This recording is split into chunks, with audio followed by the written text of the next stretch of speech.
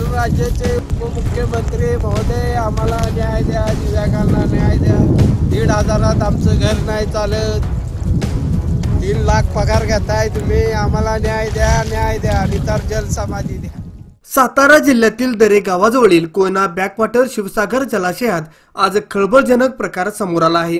प्रेरणा सामाजिक संस्थेचे अध्यक्ष अजय पवार यांनी दिव्यांगाच्या विविध मागण्या पूर्ण न झाल्याने थेट जलसमाधी घेण्याचा इशारा दिला आहे। उपमुख्यमंत्री एकनाथ शिंदे हे सध्या दरेगावी मुक्कामी असतानाच अजय पवार यांनी जलाशयाच्या काठावर जाऊन उपमुख्यमंत्री एकनाथ शिंदे यांची भेट होईपर्यंत मी पाण्यातून बाहेर येणार नाही अशी ठाम भूमिका घेतली आहे। त्यांनी थेट पाण्यात उतरून आत्मकलेशात्मक आंदोलन सुरू केले आहे।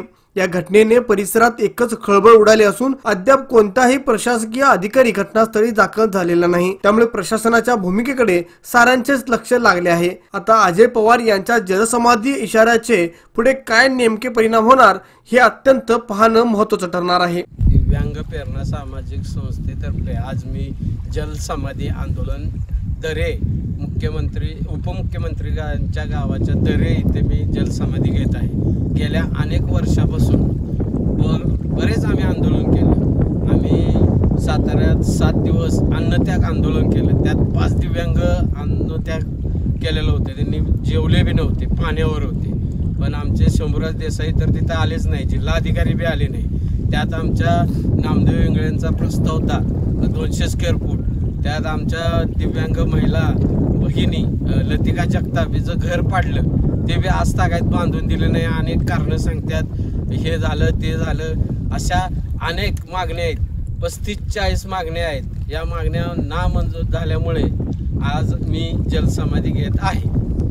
धन्यवाद।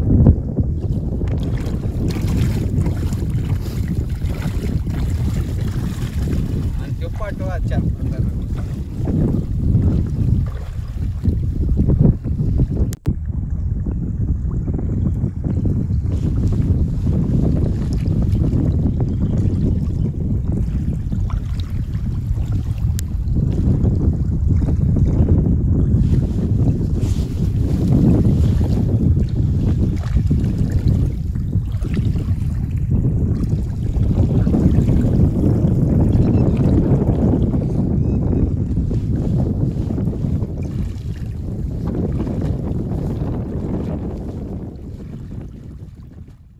महाराष्ट्र राज्याचे उपमुख्यमंत्री महोदय आम्हाला न्याय द्या, दिव्यांगांना न्याय द्या। 1,500 आमचं घर नाही चालत, 3 लाख पगार घेताय तुम्ही, आम्हाला न्याय द्या नितर जल समाधी द्या।